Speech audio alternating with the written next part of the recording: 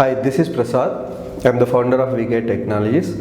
I'm having 15 years of experience. I'm working as an architect, and I've been teaching DevOps, AWS, Python, .NET from past 6 years. Here in Weguide Technologies, we provide project-based training. The reason why I'm stressing on project-based training is whenever I'm teaching any topic, if you can able to compare that with the real-time examples, trainee can understand it better. And also here we stress on certifications.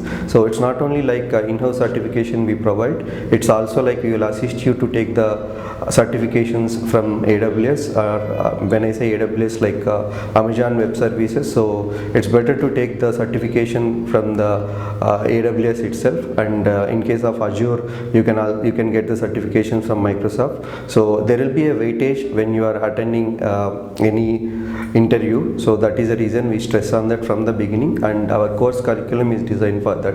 And we also provide internship over here so that students get benefited and they will be more confident.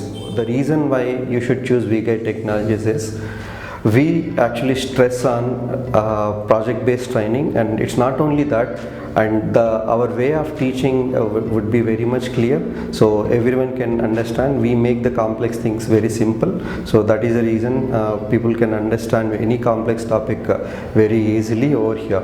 And also it's not like once you complete your course, it's not like you shouldn't come to the institute later point of time. So till you get a job, we'll be assisting you over here.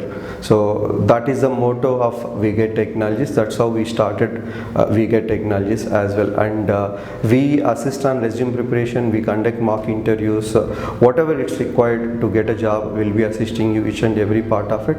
And even once you get a job, you can always contact and through WhatsApp, or you can give a call, and we'll be assisting you.